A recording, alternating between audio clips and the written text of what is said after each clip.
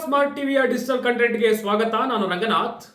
ದೇಶದಲ್ಲಿ ಕಳೆದೊಂದು ವಾರದಿಂದ ನೀಟ್ ಪ್ರಶ್ನೆ ಪತ್ರಿಕೆ ಸೋರಿಕೆ, ಅದರ ಅಕ್ರಮ ಹಾಗೂ ಕೇಂದ್ರ ಶಿಕ್ಷಣ ಸಚಿವ ಧರ್ಮೇಂದ್ರ ಪ್ರಧಾನ್ ಅವರ ರಾಜೀನಾಮೆ ವಿಚಾರ ಬಿಟ್ಟರೆ ಬೇರೇನೂ ಕೂಡ ಚರ್ಚೆ ಆಗ್ತಾ ಇಲ್ಲ. ಧರ್ಮೇಂದ್ರ ಪ್ರಧಾನ್ ಅವರ ರಾಜೀನಾಮೆಗೆ ಆಗ್ರಹಿಸಿ ಕಾಕ್ರೋಚ್ ಜನತಾ ಪಾರ್ಟಿ ಹಾಗೂ INDA ಕೂಟದ ಮಿತ್ರ ಪಕ್ಷಗಳು, ಕಾಂಗ್ರೆಸ್ನ ಮಿತ್ರ ಪಕ್ಷಗಳು ಪ್ರತಿಭಟನೆಯನ್ನ ಮಾಡಿದ್ವು. ಅದಾದ ನಂತರ ಕೇಂದ್ರ ಸರ್ಕಾರ ಈ ಒಂದು ಪ್ರತಿಭಟನೆಗೆ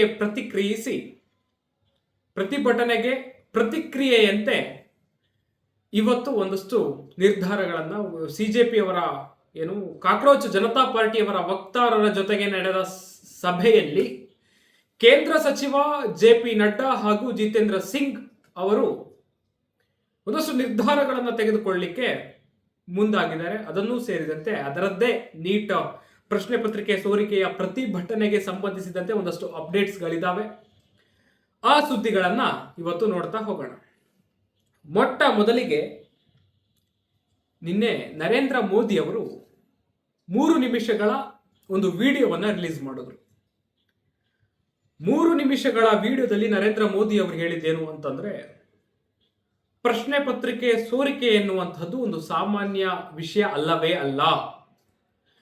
ಪೋಷಕರ ಮತ್ತು ವಿದ್ಯಾರ್ಥಿಗಳ ಆತಂಕ, ಅವರ ದುಗುಡ ದುಮ್ಮಾನಗಳು ನನಗೆ ಗೊತ್ತಿವೆ. ಹಾಗಾಗ್ಬಿಟ್ಟು ನಮ್ಮ ಸರ್ಕಾರ ವಿದ್ಯಾರ್ಥಿಗಳದ್ದು ಒಂದು ವರ್ಷವನ್ನ ವೇಸ್ಟ್ ಮಾಡಬಾರದು ಅನ್ನುವ ಕಾರಣಕ್ಕೆ ಭಾರಿ ಬಿಗಿ ಭದ್ರತೆಯಲ್ಲಿ ಮುಂಜಾಗ್ರತಾ ಕ್ರಮಗಳನ್ನು ತೆಗೆದುಕೊಂಡು ಮರು ಎಕ್ಸಾಮ್ ಮಾಡಿದ್ದೇವೆ.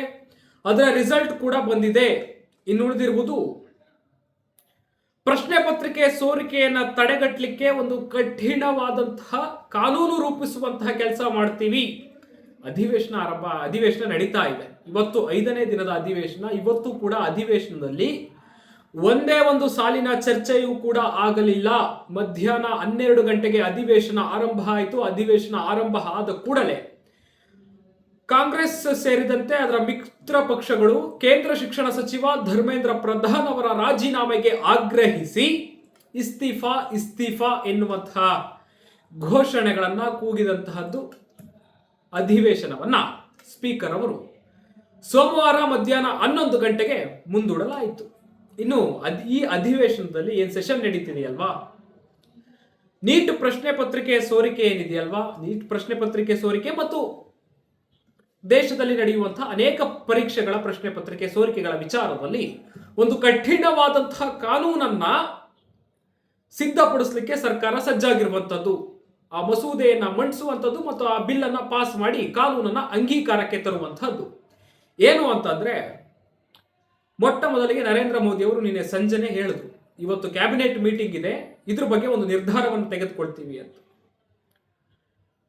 3 ತಿಂಗಳಲ್ಲಿ ಈ ಪ್ರಸ್ತಾಪಿತ ಹೊಸ ಕಾನೂನಿನ ಅನ್ವಯ ಏನಿದೆ, ಅದರ ಅನ್ವಯ ಇಂತಹ ಯಾವುದೇ ಪ್ರಶ್ನೆ ಪತ್ರಿಕೆ ಲೀಕ್ ಆದಂತಹ ಸಂದರ್ಭದಲ್ಲಿ ಇಂತಹ ಪ್ರಕರಣಗಳನ್ನ ಕೇವಲ 3 ತಿಂಗಳಲ್ಲಿ ತುರ್ತಾಗಿ ಅದರ ತನಿಖೆಯನ್ನು ನಡೆಸಿ ಈ ಪ್ರಕರಣಗಳನ್ನ ಇತ್ಯರ್ಥಗೊಳಿಸುವಂತಹ ಫಾಸ್ಟ್ ಟ್ರ್ಯಾಕ್ ಕೋರ್ಟ್ಸ್ ಕಾನೂನನ್ನ ಇಂಟ್ರೊಡ್ಯೂಸ್ ಮಾಡ್ತೀವಿ, ಜಾರಿಗೆ ತರ್ತೀವಿ ಅಂತ ಮೋದಿ ಅವರು ಹೇಳಿದ್ದು. ಇನ್ನೊಂದು ವಿಷಯ ಏನು ಅಂತಂದ್ರೆ, ಕಠಿಣಾತಿ ಕಠಿಣ ಕ್ರಮ ಕೈಗೊಳ್ಳುವುದಕ್ಕೆ ಕೇಂದ್ರ ಸರ್ಕಾರ ಚಿಂತನೆ ನಡೆಸ್ತಾ ಇದೆ. ಸುಮಾರು ಈ ಪ್ರಶ್ನೆ ಪತ್ರಿಕೆ ಲೀಕ್ ಸೋರಿಕೆ ಪ್ರಕರಣಗಳಲ್ಲಿ ಭಾಗಿಯಾದಂತವರಿಗೆ 10 ಕೋಟಿ ರೂಪಾಯಿ ದಂಡ ಮತ್ತು ಮಿನಿಮಮ್ ಅಥವಾ ಮ್ಯಾಕ್ಸಿಮಮ್ ಗರಿಷ್ಠ 10 ವರ್ಷದವರೆಗೆ ಜೈಲು ಶಿಕ್ಷೆಯನ್ನ ವಿಧಿಸುವಂತಹ ಒಂದು ಕಠಿಣ ಕಾನೂನನ್ನ ತರಬೇಕು ಎನ್ನುವಂತಹದ್ದು ಕೇಂದ್ರ ಸರ್ಕಾರದ ಚಿಂತನೆ. ಮುಂದಿನ ದಿನಗಳಲ್ಲಿ ಇಂತಹ ಪರೀಕ್ಷಾ ಅಕ್ರಮಗಳನ್ನ, ಪ್ರಶ್ನೆ ಪತ್ರಿಕೆ ಸೋರಿಕೆಗಳನ್ನ ತಡೆಗಟ್ಟಲು ಕೇಂದ್ರ ಸರ್ಕಾರ ಇದೊಂದು ಮುತುವರ್ಜಿ ವಹಿಸಿ ಹೆಜ್ಜೆಯನ್ನ ಇಡ್ತಾ ಇದೆ. ಇನ್ನು ನೆಕ್ಸ್ಟ್,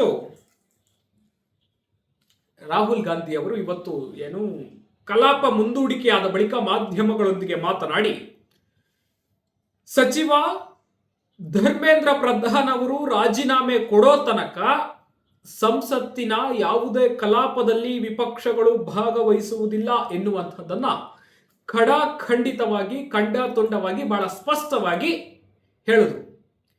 ಮತ್ತೆ ಮೊನ್ನೆ ಅವರೇನು ಪ್ರೆಸ್ ಮೀಟ್ ಮಾಡಿ ಒಂದು 3 ಬೇಡಿಕೆಗಳನ್ನ ಇಟ್ಟಿದ್ರು. ಆ ಬೇಡಿಕೆಗಳನ್ನು ಕೂಡ ಇವತ್ತು ಪುನರುಚ್ಚರಿಸಿದ್ರು. ಏನು ಆ ಬೇಡಿಕೆಗಳು ಅಂತಂದ್ರೆ, ಮೊದಲನೆಯದು ಧರ್ಮೇಂದ್ರ ಪ್ರಧಾನ್ ಅವರು ನೀಟ್ ಪ್ರಶ್ನೆ ಪತ್ರಿಕೆ ಸೋರಿಕೆಯ ಪ್ರಕರಣದ ನೈತಿಕ ಹೊಣೆ ಹೊತ್ತು ರಾಜೀನಾಮೆಯನ್ನ ಕೊಡಬೇಕು ಎನ್ನುವಂತಹದ್ದು. ಎರಡನೆಯದು ಪ್ರತಿಭಟನಾ ನಿರತ ವಿದ್ಯಾರ್ಥಿಗಳ ಮೇಲೆ ಹಲ್ಲೆ ನಡೆಸಿದಾರಲ್ವಾ, ಅವರ ವಿರುದ್ಧ ಕಠಿಣ ಕ್ರಮ ಕೈಗೊಳ್ಳಬೇಕು.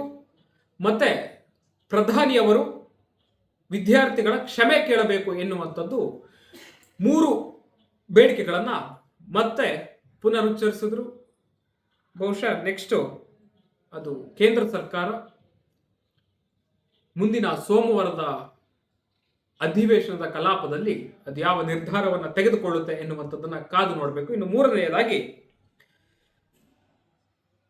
ಸಿಜೆಪಿ ಕೇಂದ್ರ ಸರ್ಕಾರದ ಮುಂದಿಟ್ಟಿರುವ ಬೇಡಿಕೆಗಳಲ್ಲಿ ಧರ್ಮೇಂದ್ರ ಪ್ರಧಾನ್ ಅವರು ರಾಜೀನಾಮೆಯನ್ನ ಕೊಡಲೇಬೇಕು, ಧರ್ಮೇಂದ್ರ ಪ್ರಧಾನ್ ಅವರು ರಾಜೀನಾಮೆ ಕೊಡೋ ತನಕ ಈ ಸಮಸ್ಯೆ ಬಗೆಹರಿಯಲ್ಲ ಎನ್ನುವಂತಹ ಬೇಡಿಕೆಯನ್ನಿಟ್ಟಿದೆ. ಆ ಬೇಡಿಕೆಗೆ ಕೇಂದ್ರ ಸರ್ಕಾರ ನಾಳೆ ಮಧ್ಯಾಹ್ನದವರೆಗೆ ಸಮಯವನ್ನ ಕೇಳಿದೆ ಅಂತ ಹೇಳ್ಬಿಟ್ಟು ಕಾಕ್ರೋಚ್ ಜನತಾ ಪಾರ್ಟಿಯ ವಕ್ತಾರ ಮುಖ್ಯ ವಕ್ತಾರ ಸೌರಭ್ ದಾಸ್ ಅವರು ಮತ್ತು ರಾಷ್ಟ್ರೀಯ ವಕ್ತಾರ ಆಶುತೋಷ್ ರಾಂಕಾ ಅವರು ಇವತ್ತು ಮಾಧ್ಯಮಗಳೊಂದಿಗೆ ಮಾತನಾಡಿ ಮಾಹಿತಿಯನ್ನ ಹಂಚಿಕೊಂಡ್ರು.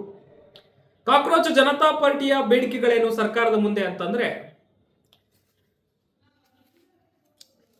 ಪ್ರಧಾನ್ ಅವರು ರಾಜೀನಾಮೆಯನ್ನ ಕೊಡಲೇಬೇಕು ಎನ್ನುವಂಥದ್ದು, ಮತ್ತೊಂದು ಪ್ರತಿಭಟನಾ ನಿರತ ವಿದ್ಯಾರ್ಥಿಗಳ ಮೇಲೆ ಹಾಕಿರುವಂತಹ ಕೇಸ್ಗಳನ್ನ ವಾಪಸ್ ತೆಗೆದುಕೊಳ್ಳಬೇಕು ಎನ್ನುವಂತಹದ್ದು, ಮೂರನೆಯದು ಆತ್ಮಹತ್ಯೆ ಮಾಡಿ ಅಂದ್ರೆ ನೀಟ್ ಪರೀಕ್ಷೆ ಪ್ರಶ್ನೆ ಪತ್ರಿಕೆ ಸೋರಿಕೆ ಆಯಿತು, ಮರು ಎಕ್ಸಾಮ್ ಮಾಡ್ತೀವಿ ಅಂತ ಅಂದಾಗ ಅನೇಕ ವಿದ್ಯಾರ್ಥಿಗಳು ಸುಮಾರು 21 if I am not wrong 21 ವಿದ್ಯಾರ್ಥಿಗಳು ಆತ್ಮಹತ್ಯೆಯನ್ನ ಮಾಡಿಕೊಂಡ್ರು. ಹಾಗೆ ಆತ್ಮಹತ್ಯೆಯನ್ನ ಮಾಡಿಕೊಂಡಂತಹ ಪ್ರತಿ ಕುಟುಂಬಕ್ಕೆ ತಲಾ 1 ಕೋಟಿ ರೂಪಾಯಿ ಪರಿಹಾರವನ್ನ ನೀಡಬೇಕು ಎನ್ನುವಂಥದ್ದು ಕಾಕ್ರೋಚ್ ಜನತಾ ಪಾರ್ಟಿಯ ಬೇಡಿಕೆಗಳಾಗಿದ್ವು. ಆ ಬೇಡಿಕೆಗಳಲ್ಲಿ ಪ್ರತಿ ಕುಟುಂಬಕ್ಕೆ ಆತ್ಮಹತ್ಯೆ ಮಾಡಿಕೊಂಡಂತ ಪ್ರತಿ ವಿದ್ಯಾರ್ಥಿಯ ಕುಟುಂಬಕ್ಕೆ 1 ಲಕ್ಷ ರೂಪಾಯಿ 1 ಕೋಟಿ ರೂಪಾಯಿಯನ್ನ ಕೊಡ್ಲಿಕ್ಕೆ ಸರ್ಕಾರ ಒಪ್ಪಿದೆ ಎನ್ನುವಂಥದ್ದು. ಅದಾದ ನಂತರ ಇನ್ನೊಂದೇನು ಅಂತಂದ್ರೆ, ವಿದ್ಯಾರ್ಥಿಗಳ ಮೇಲಿನ ಕೇಸ್ಗಳೇನಿದಾವಲ್ಲ, ಪ್ರತಿಭಟನೆಯಲ್ಲಿ ಭಾಗಿಯಾದಂತಹ ವಿದ್ಯಾರ್ಥಿಗಳ ಮೇಲಿನ ಕೇಸ್, ಆ ಎಲ್ಲಾ ಕೇಸ್ಗಳನ್ನ ವಾಪಸ್ ತೆಗೆದುಕೊಳ್ಳುವುದಕ್ಕೆ ಕೇಂದ್ರ ಸರ್ಕಾರ ತಾತ್ವಿಕ ಒಪ್ಪಿಗೆ ನೀಡಿದೆ. ಆದರೆ ಧರ್ಮೇಂದ್ರ ಪ್ರಧಾನ್ ಅವರ ರಾಜೀನಾಮೆ ವಿಚಾರವಾಗಿ ನಾಳೆ ಮಧ್ಯಾಹ್ನದ ತನಕ ಚಿಂತನೆ ನಡೆಸಿ ನಾಳೆ ಮಧ್ಯಾಹ್ನ ಕಾಕ್ರೋಚ್ ಜನತಾ ಪಾರ್ಟಿಯ ವಕ್ತಾರರೇನಿದ್ದಾರೆ, ಕಾಕ್ರೋಚ್ ಜನತಾ ಪಾರ್ಟಿಗೆ ನಾವು ಈ ನಿರ್ಧಾರವನ್ನ ರಾಜೀನಾಮೆಯ ನಿರ್ಧಾರವನ್ನ ತಿಳಿಸ್ತೀವಿ ಅಂತ ಹೇಳ್ಬಿಟ್ಟು ಕೇಂದ್ರ ಸರ್ಕಾರ ನಮಗೆ ಭರವಸೆಯನ್ನ ಕೊಟ್ಟಿದೆ ಅಂತ ಹೇಳ್ಬಿಟ್ಟು ಕಾಕ್ರೋಚ್ ಜನತಾ ಪಾರ್ಟಿ ವಕ್ತಾರರು ಹೇಳಿರುವಂತದ್ದು. ಜಿಸ್ಟ್ ಹೇಳ್ತೀನಿ ಅವ್ರು ಏನ್ ಹೇಳಿದ್ರು ಅಂತ. ಯಥಾವತ್ ಇವತ್ತು ಎಲ್ಲಿ ಕಾನ್ಸ್ಟಿಟ್ಯೂಷನಲ್ ಕ್ಲಬ್ ಅಲ್ಲಿ ಸಭೆ ನಡೆದಂತಹದ್ದು. ಆ ಸಭೆಯಲ್ಲಿ ಆಶುತೋಷ್ ರಾಂಕಾ ಭಾಗವಹಿಸಿದ್ರು. ಅವರು ಮಾಧ್ಯಮಗಳಿಗೆ ಪ್ರತಿಕ್ರಿಯಿಸಿ, ಧರ್ಮೇಂದ್ರ ಪ್ರಧಾನ್ ಅವರ ರಾಜೀನಾಮೆಗೆ ನಮ್ಮ ಬೇಡಿಕೆಯ ಮೇರೆಗೆ ಸರ್ಕಾರ ನಾಳೆ ಮಧ್ಯಾಹ್ನದವರೆಗೆ ಸಮಯ ಕೇಳಿದೆ. ಸರ್ಕಾರ ಶೀಘ್ರದಲ್ಲೇ ಅವರನ್ನು ವಜಾಗೊಳಿಸುತ್ತೆ ಎಂದು ನಾವು ಭಾವಿಸುತ್ತೇವೆ. ಆತ್ಮಹತ್ಯೆಯಿಂದ ಸಾವನ್ನಪ್ಪಿದ ನೀಟ್ ಆಕಾಂಕ್ಷಿಗಳ ಕುಟುಂಬಗಳಿಗೆ ಪರಿಹಾರ ಮತ್ತು ಎಫ್ಐಆರ್ಗಳನ್ನು ಹಿಂಪಡೆಯುವುದು, ಈ 2 ಬೇಡಿಕೆಗಳಿಗೆ ಸರ್ಕಾರ ತಾತ್ವಿಕ ಒಪ್ಪಿಗೆ ನೀಡಿದೆ ಅಂತ ಹೇಳ್ಬಿಟ್ಟು ಆಶುತೋಷ್ ರಾಂಕಾ ಅವರು ಹೇಳಿದ್ದು. ನೀವು ನಾಳೆ ಮಧ್ಯಾಹ್ನ ಪ್ರಧಾನ್ ಅವರ ರಾಜೀನಾಮೆ ಬಗ್ಗೆ ಒಂದು ಅಂತಿಮವಾದ ನಿರ್ಧಾರವನ್ನ ಕೇಂದ್ರ ಸರ್ಕಾರ ತೆಗೆದುಕೊಳ್ಳುವಂತಹ ಎಲ್ಲಾ ಸಾಧ್ಯತೆಗಳಿವೆ. ಇನ್ನು ನೆಕ್ಸ್ಟ್ ಕಡೆಯದಾಗಿ ಕಾಕ್ರೋಚ್ ಜನತಾ ಪಾರ್ಟಿಯ ಸಂಸ್ಥಾಪಕ ಅಭಿಜಿತ್ ದೀಪ್ಕೆ ಅವರು ಇವತ್ತು ಮಾಧ್ಯಮಗಳಿಗೆ ಪ್ರತಿಕ್ರಿಯಿಸಿದರು. ನಮ್ಮ ಪ್ರಮುಖ ಆಗ್ರಹ ಏನು ಅಂತ ಅಂದ್ರೆ, ಕೇಂದ್ರ ಶಿಕ್ಷಣ ಸಚಿವ ಧರ್ಮೇಂದ್ರ ಪ್ರಧಾನ್ ಅವರು ರಾಜೀನಾಮೆಯನ್ನ ಕೊಡಬೇಕು, ಆ ರಾಜೀನಾಮೆ ಕೊಡೋ ತನಕ ಈ ಸಮಸ್ಯೆ ಬಗೆಹರಿಯಲ್ಲ ಅಂತ ಹೇಳ್ಬಿಟ್ಟು ಸ್ಪಷ್ಟವಾಗಿ ಹೇಳಿದ್ರು. ನಾಳೆ ಮಧ್ಯಾಹ್ನ ತನಕ ಕೇಂದ್ರ ಸರ್ಕಾರ ಸಮಯ ಕೇಳಿದೆ. ನಾಳೆ ಮಧ್ಯಾಹ್ನದ ನಂತರ ಈ ಎಲ್ಲಾ ವಾದಗಳಿಗೆ, ಈ ಎಲ್ಲಾ ಚರ್ಚೆಗಳಿಗೆ, ಇದರ ಸುತ್ತ ಗಿರ್ಕಿ ಹೊಡೆಯುತ್ತಿರುವಂತಹ ಅನೇಕ ವಿಚಾರಗಳಿಗೆ ಒಂದು ಸ್ಪಷ್ಟನೆ ಸಿಗಬಹುದು. ಅವ್ರು ಹೇಳಿದ್ದೇನು ಅಂತಂದ್ರೆ, ಸೋನಮ್ ವಾಂಗ್ಚುಕ್ ಅವರು ನಿನ್ನೆ ಅದೊಂದು ನಾನು ಇನಿಷಿಯಲಿ ಹೇಳಬೇಕಿತ್ತು, ಅದು ಒಂಚೂರು ಇವತ್ತಿನ ಅಪ್ಡೇಟ್ ತಗೊಂಡಂತ ಕಾರಣ ಅದನ್ನ ಬಿಟ್ಟೆ. ನಿನ್ನೆ ಜಿತೇಂದ್ರ ಸಿಂಗ್ ಅವರು, JP ನಡ್ಡಾ ಅವರು ಸೋನಮ್ ಪರಿಸರ ಹೋರಾಟಗಾರ ಸೋನಂ ವಾಂಗ್ಚುಕ್ ಅವರು 26 ದಿನಗಳಿಂದ ನೀಟ್ ಪ್ರಶ್ನೆ ಪತ್ರಿಕೆ ಸೋರಿಕೆಯ ವಿಚಾರವಾಗಿ ಅದರ ನೈತಿಕ ಹೊಣೆ ಹೊತ್ತು ಧರ್ಮೇಂದ್ರ ಪ್ರಧಾನ್ ಅವರು ರಾಜೀನಾಮೆಯನ್ನ ಕೊಡಬೇಕು ಅಂತ ಹೇಳ್ಬಿಟ್ಟು ಹಂಗರ್ ಸ್ಟ್ರೈಕ್ ಉಪವಾಸ ಸತ್ಯಾಗ್ರಹವನ್ನ ಮಾಡ್ತಾ ಇದ್ರು 26 ದಿನಗಳಿಗೆ. ನಿನ್ನೆಗೆ 26 ದಿನ. ನಿನ್ನೆ ಗುರುಗ್ರಾಮದ ಹಾಸ್ಪಿಟಲ್ ಹೋಗಿ JP ನಡ್ಡಾ ಅವರು, ಜಿತೇಂದ್ರ ಸಿಂಗ್ ಅವರು ಅವರನ್ನ ಕನ್ವಿನ್ಸ್ ಮಾಡುವುದರಲ್ಲಿ ಸಕ್ಸಸ್ಫುಲ್ ಆದರು, ಯಶಸ್ವಿಯಾದರು. ಕೇಂದ್ರ ಸರ್ಕಾರ ಸಕಾರಾತ್ಮಕವಾಗಿ ಸ್ಪಂದಿಸಿದ ಹಿನ್ನೆಲೆಯಲ್ಲಿ ಸೋನಂ ವಾಂಗ್ಚುಕ್ ಅವರು ನಿನ್ನೆ ಉಪವಾಸ ವ್ರತವನ್ನ ನಿಲ್ಲಿಸಿದ್ರು. ಜೊತೆಗೆ ನಿಲ್ಲಿಸಿದ್ರು ಅಂತಂದ್ರೆ ಜ್ಯೂಸ್ ಕುಡಿಯೋದ್ರ ಮೂಲಕ ಉಪವಾಸ ಸತ್ಯಾಗ್ರಹವನ್ನ ನಿಲ್ಲಿಸಿದ್ರು. ಅದಾದ ನಂತರ ಒಂದು ಪೋಸ್ಟ್ ಕೂಡ ಮಾಡಿದ್ರು. ನಾನು ಒಂದು ವಿಡಿಯೋ ಮಾಡಿ ನಿಮಗೆ ಅಡ್ರೆಸ್ ಮಾಡ್ತೇನೆ. ಸರ್ಕಾರದ ಕಡೆಯಿಂದ ಸಕಾರಾತ್ಮಕ ಸ್ಪಂದನೆ ಇದೆ ಅಂತ ಹೇಳ್ಬಿಟ್ಟು ಹೇಳಿದಂಥದ್ದು. ಇವತ್ತು ಅಭಿಜಿತ್ ದೀಪ್ಕೆ ಅವರು ಅದಕ್ಕೆ ಪೂರಕವಾಗಿ ಸೋನಂ ವಾಂಗ್ಚುಕ್ ಅವರು ಉಪವಾಸ ವ್ರತವನ್ನ ಕೈ ಬಿಟ್ಟಿದ್ದಾರೆ. ಇನ್ಮೇಲೆ ಅವರೇ ಹೋರಾಟ ಕೈ ಬಿಡಿ ಅಂತಂದ್ರೂ ಕೂಡ ನಾವು ಬಿಡಲ್ಲ. ಎಲ್ಲಿವರೆಗೆ ಅಂತಂದ್ರೆ ಕೇಂದ್ರ ಶಿಕ್ಷಣ ಸಚಿವ ಧರ್ಮೇಂದ್ರ ಪ್ರಧಾನ್ ಅವರು ರಾಜೀನಾಮೆ ಕೊಡೋ ತನಕ ಅಂತ. ಸಿಂಪಲ್. ಧರ್ಮೇಂದ್ರ ಪ್ರಧಾನ್ ಅವರು ರಾಜೀನಾಮೆ ನೈತಿಕ ಹೊಣೆ ಹೊತ್ತು ರಾಜೀನಾಮೆ ಕೊಟ್ರೆ ಕೇಂದ್ರ ಸರ್ಕಾರಕ್ಕೆ ಏನೂ ಆಗಲ್ಲ, ಆಯ್ತಾ? ಬಿಜೆಪಿಗೆ ಏನೂ ಆಗಲ್ಲ. ಈ ವಿಷಯವನ್ನ ಕೇಂದ್ರ ಸರ್ಕಾರ ಇಲ್ಲಿ ತನಕ ಬಿಟ್ಕೊಳ್ಳುವಂತಹ ಅನಿವಾರ್ಯತೆ ಏನಿತ್ತೋ ನನಗಂತೂ ಗೊತ್ತಿಲ್ಲ. ಪ್ರಧಾನಿ ಅವರು ನಿನ್ನೆ ಬಿಡುಗಡೆ ಮಾಡಿದ 3 ನಿಮಿಷದ ವಿಡಿಯೋ ಮುಂಚೆಯೇ ಅಂತಂದ್ರೆ ಈ ಪ್ರಶ್ನೆ ಪತ್ರಿಕೆ ಲೀಕ್ ಆಯ್ತಲ್ವಾ, ಅವತ್ತೇ ಬಿಡುಗಡೆ ಮಾಡಿ ವಿದ್ಯಾರ್ಥಿಗಳಿಗೆ ಒಂದು ಸಾಂತ್ವನವನ್ನ ಹೇಳುವಂತಹ ಕೆಲಸ ಮಾಡಿದ್ರೆ ಈ ಪ್ರತಿಭಟನೆಯ ಸ್ವರೂಪ ಇಷ್ಟೊಂದು ತೀವ್ರಗತಿ ಪಡಿತಾ ಇರಲಿಲ್ಲ.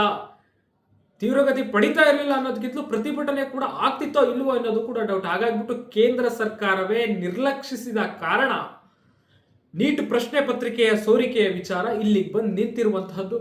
ಹಾಗಾಗಿ ನಾಳೆ ಒಂದು ಅಂತಿಮ ನಿರ್ಧಾರಕ್ಕೆ ರಾಜೀನಾಮೆ ವಿಚಾರವಾಗಿ ಒಂದು ಅಂತಿಮ ನಿರ್ಧಾರಕ್ಕೆ ಬರುವಂತಹ ಸಾಧ್ಯತೆ ಇದೆ.